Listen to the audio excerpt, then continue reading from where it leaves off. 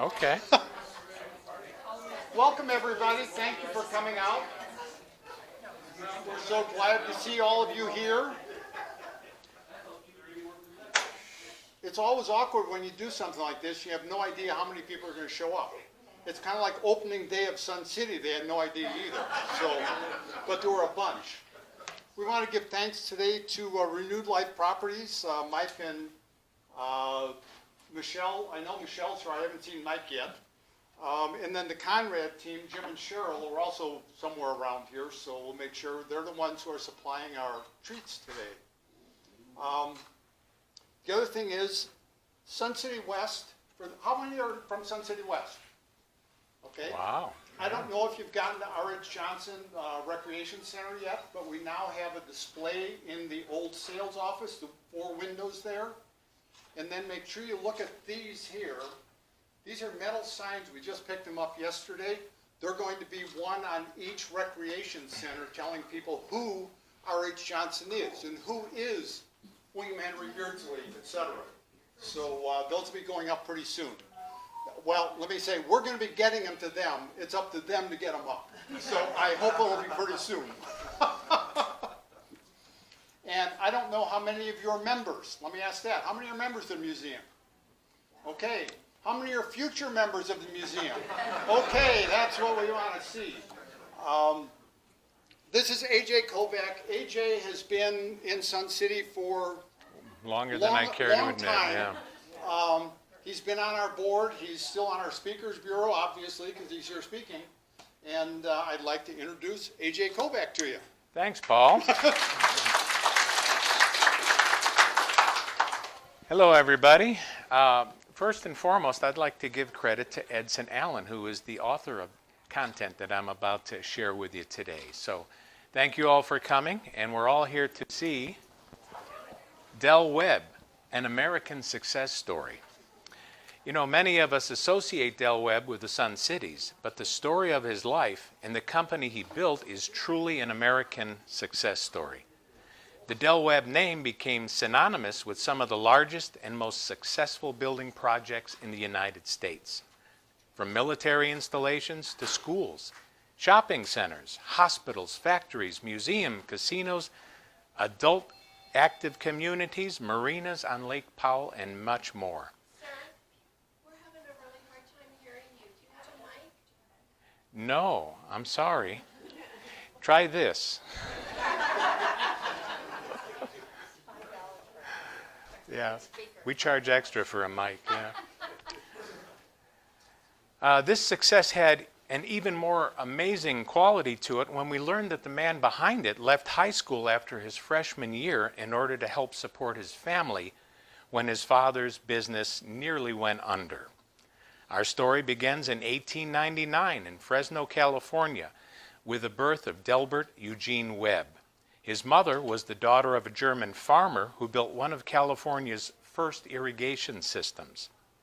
His father was the son of an English evangelist and a building contractor who also was an amateur ball player. By the time Del was 10, he knew his way around a building scaffold or an infield with equal ease. He recalled that he couldn't remember a time not being a team captain. When we chose sides for a pickup game, I was always one of the guys who did the choosing. By the time he was 13, he was a beanpole, 6 foot 3 inches tall, and weighed only 130 pounds. Yeah, at that age, he was already the best first baseman in the Fresno area.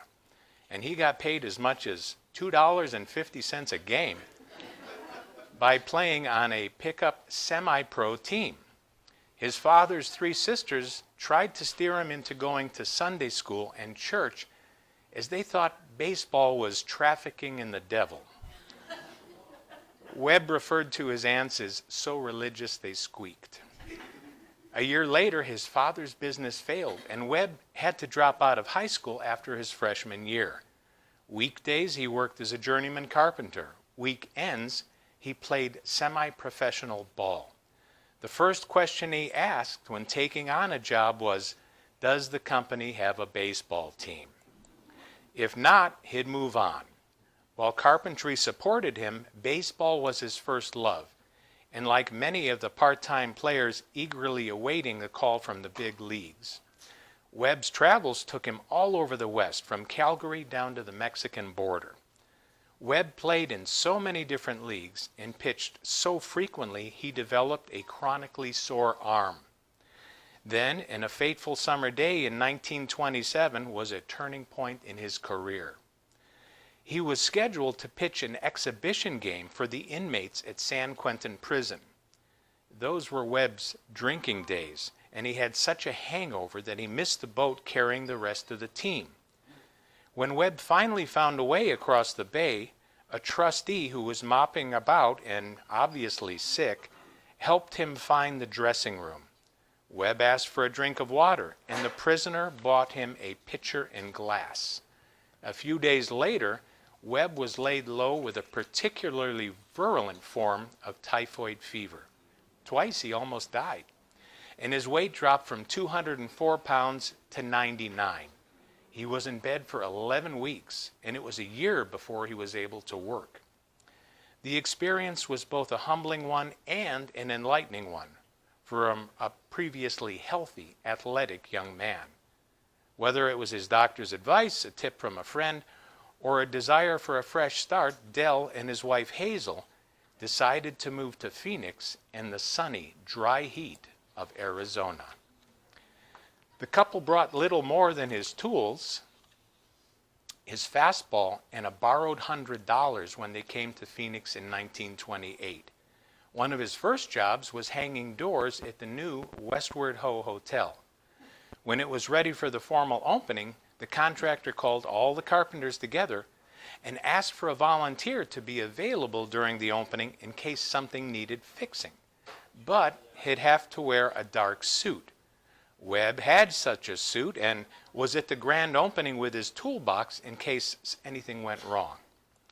It was that night that Del Webb met A.J. Bayless of Bayless Markets. A.J. had a store under construction, but the contractor had run off with a payroll and disappeared. He didn't have anyone to replace him and asked if Webb would be interested. Webb went to work for Bayless, completed the store, and went on to build another. And that was the beginning of Webb Construction Company. During the Depression, the growth of Phoenix offered many construction opportunities for the new company. By 1935, Webb needed a larger office with a yard to store materials and equipment.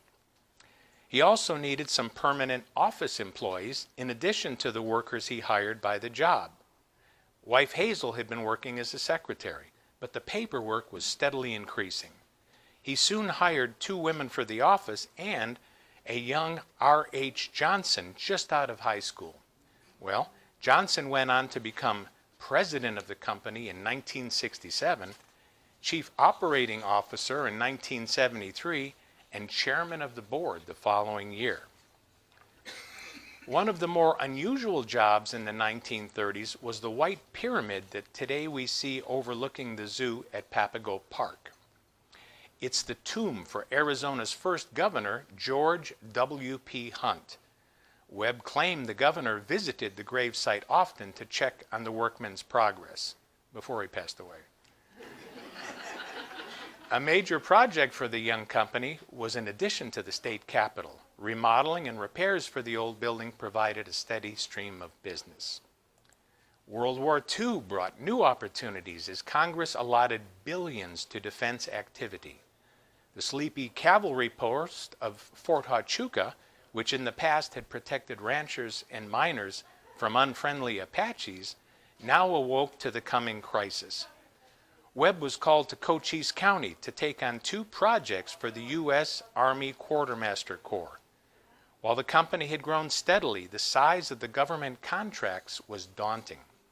As a result, Webb had trouble posting the required bond. He didn't have the bonding capacity to cover those first jobs. Not to be deterred, he formed a joint venture with a local road contractor who had more than the required bonding capacity. That enabled him to start 10 buildings in July and another 36 by year's end.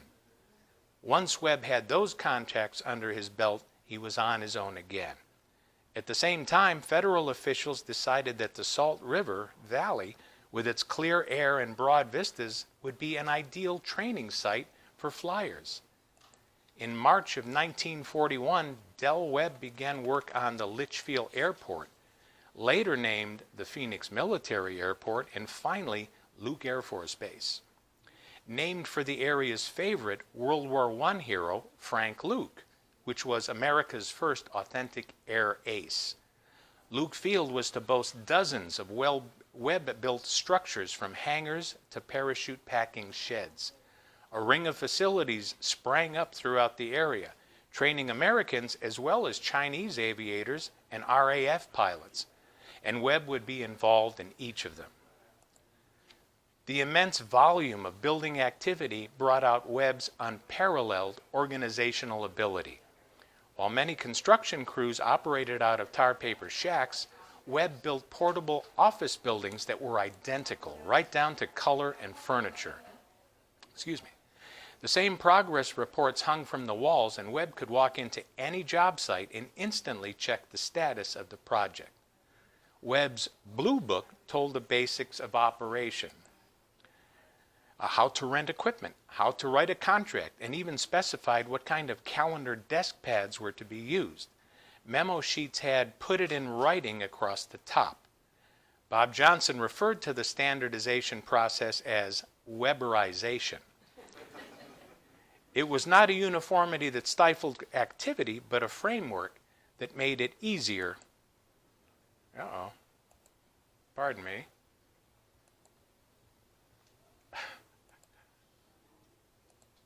Sorry about this. There we are. That made easier work more efficient.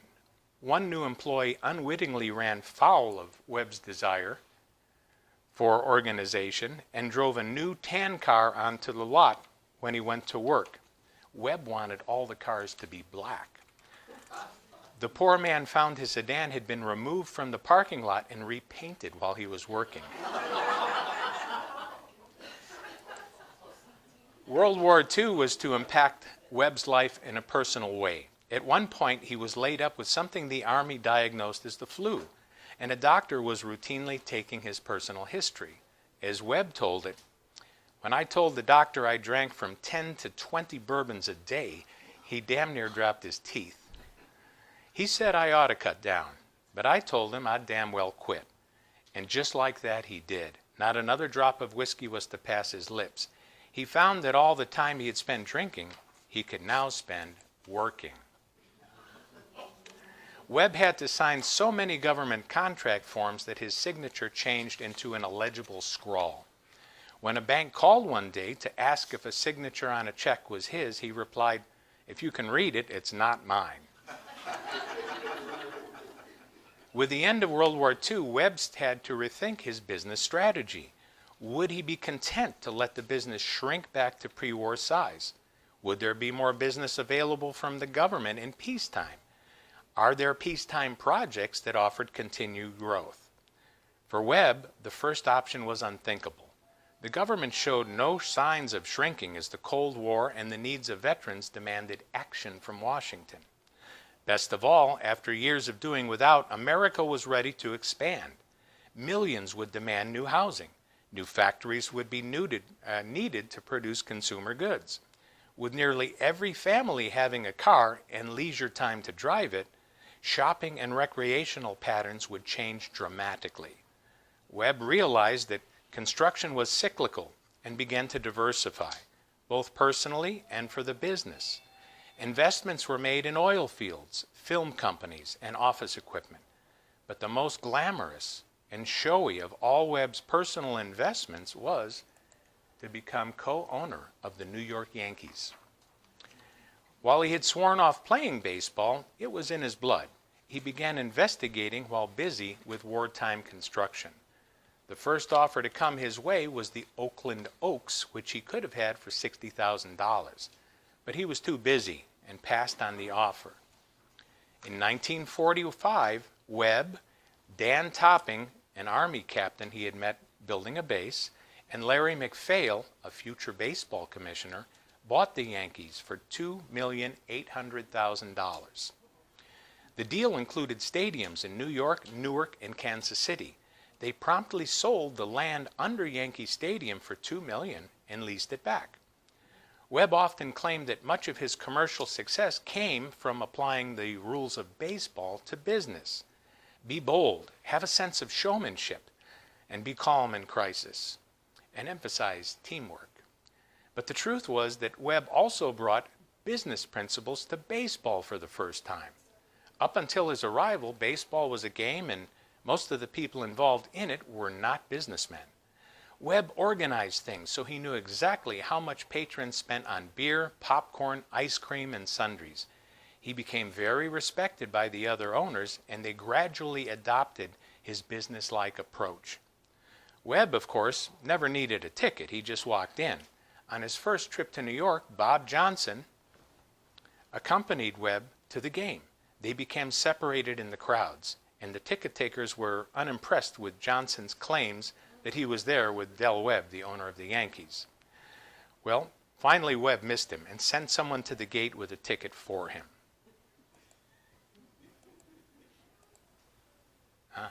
Okay. Webb and Dan Topping owned the team for 20 years. In that time, the team won 15 divisional titles and 10 World Series. His business sense, however, told him that the Yankees were at their peak and it was a good time to cash out. He and Dan sold the Yankees to CBS for $14 million. One of Webb's most colorful customers was Howard Hughes. They both shared a love for flying and golf, and Webb soon became contractor of choice for the Hughes' many factories, research centers, and office buildings. In the late 1950s, Hughes became a recluse and gradually talked to fewer and fewer people. Eventually, Webb became the only one Hughes would talk to.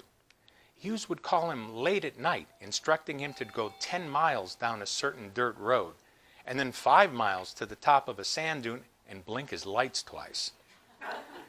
Then they'd get together on that dune and talk business until maybe 4 in the morning. That personal connection got Webb over $1 billion in construction work.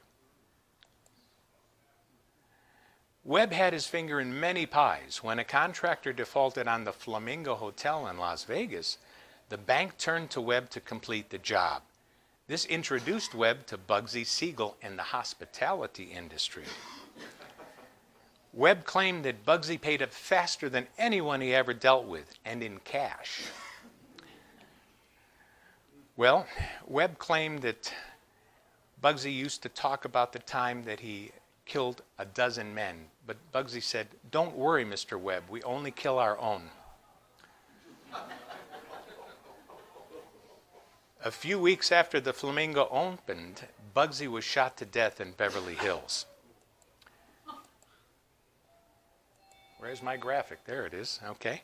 Webb's encounter with Bugsy Siegel and the gangster element made him very wary of the Las Vegas market, and it would be 6 years before he returned. Before he did, he called on J. Edgar Hoover for advice. Hoover encouraged him to go ahead.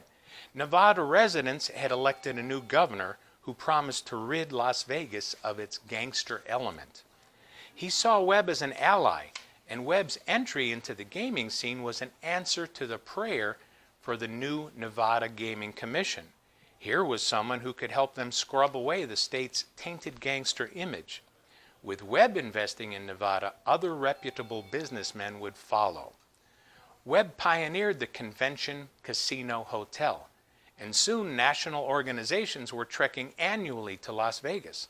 Among those coming to Webb properties were the National Education Association and the Catholic Women's Association. Webb's secretaries used to joke that when he wasn't on the phone, he was on a plane.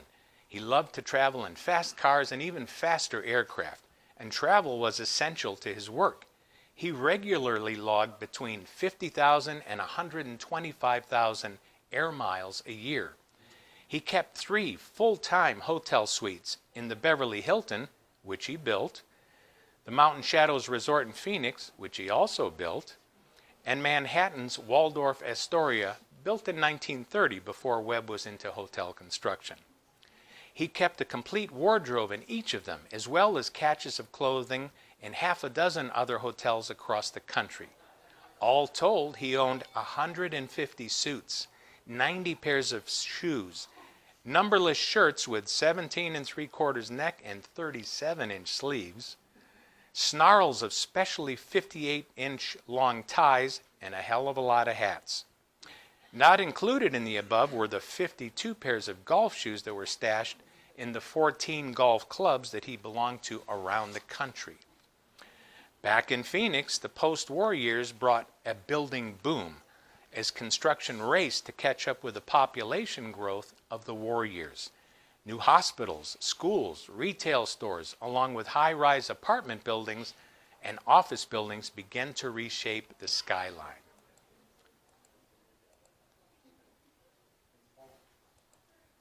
Oh, forgive me. Well, we're getting a little ahead of ourselves here, guys. Forgive me. Housing remained critical and a great opportunity for a company like Webb's. His first large residential development was Pueblo Gardens on the outskirts of Tucson. It included a shopping center with grocery store, drugstore, and other shops. It consisted of 700 homes, a huge undertaking by 1948 standards. 5 years later, the company took on a new challenge, building a complete community out of the desert for Magma Copper, a few miles east of Oracle Junction. The Webb organization received the contract to build not only the houses, but all the streets, commercial buildings, schools, and parks, and to manage the entire community. It was a far bigger challenge than Pueblo Gardens and taught the company new lessons about building towns where none had been. In the 1950s, a segment on David Garroway's Today Show introduced the country to a new nation, a new community called Youngtown. It was only a small cluster of homes and a small store, but the idea of a community solely for retirees grew a huge response. Webb recalled Uncle Jimmy's complaints that in retirement he had nothing to do, too old to work and too young to die. Webb encouraged people to examine retirement, and they soon were engaged in extensive research involving psychologists, geriatric specialists, government agencies, and more, and they all produced the same gloomy prognosis. You can't separate old people from their families.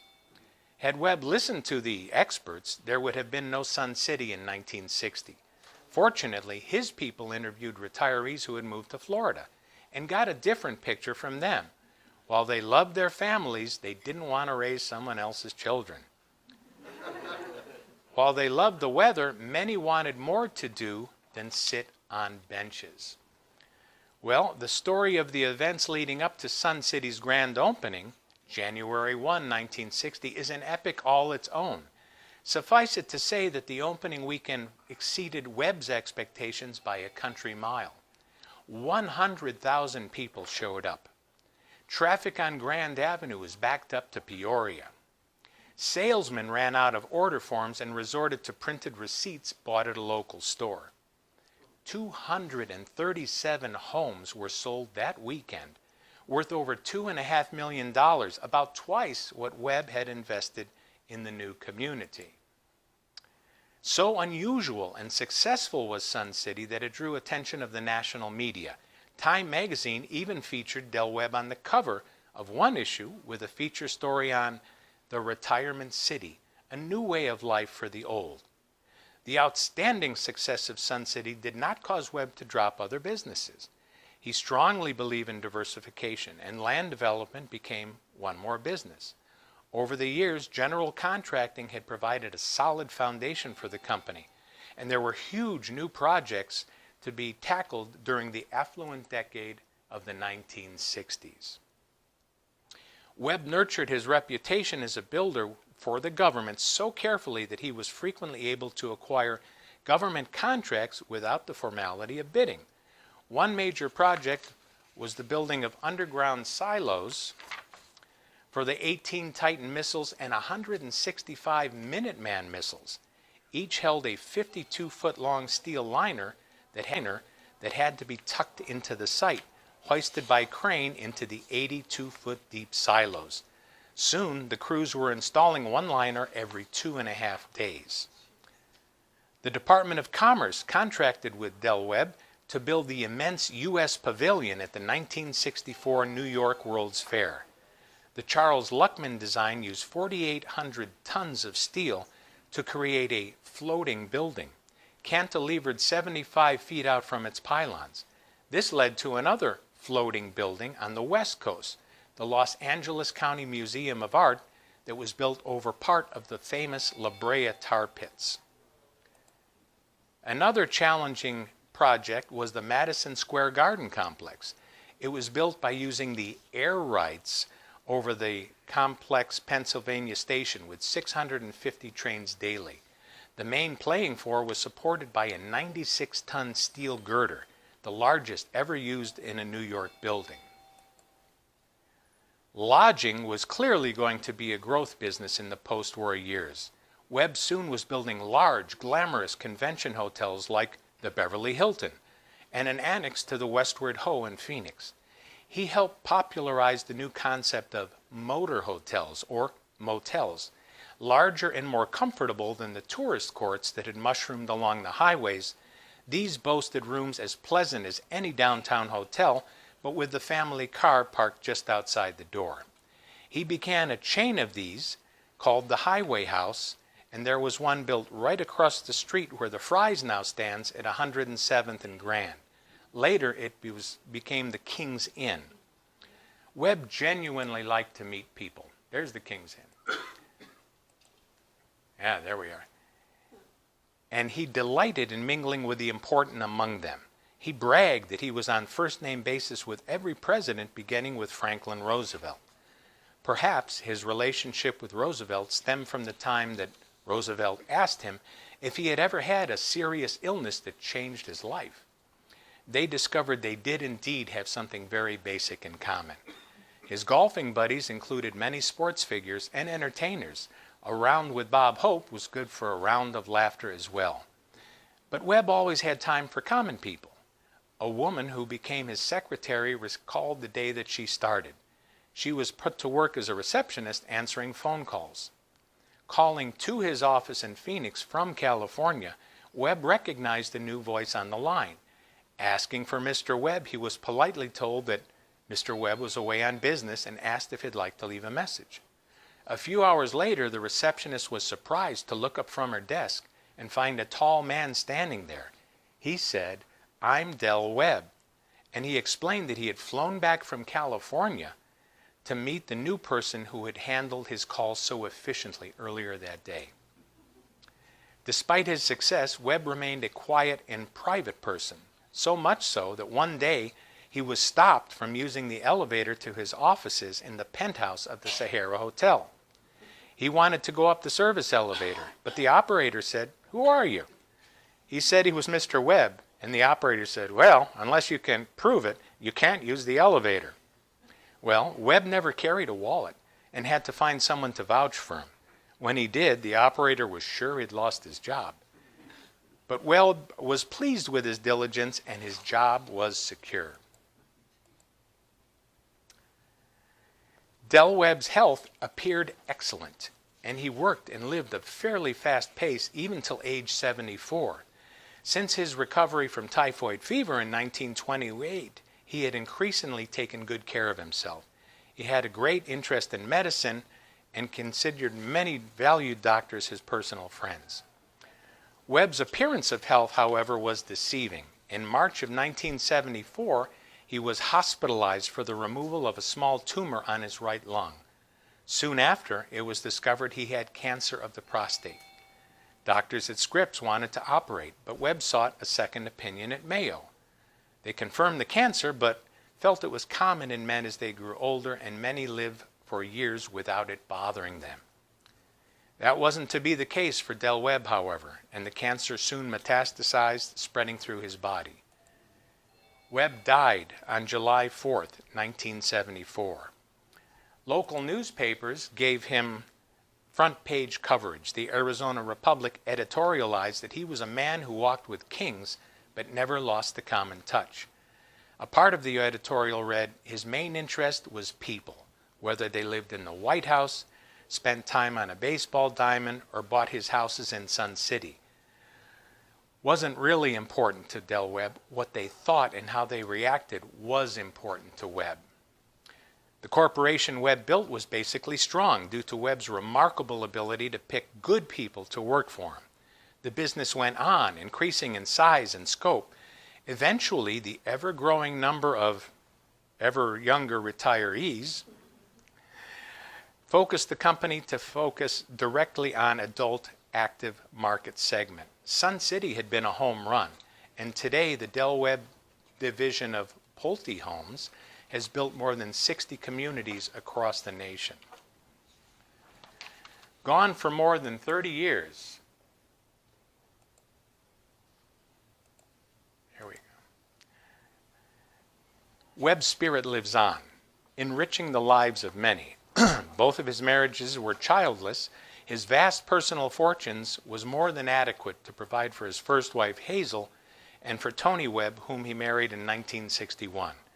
Perhaps that marriage provided a contentment and confidence that allowed him to think of his good fortune and what it could do after his death.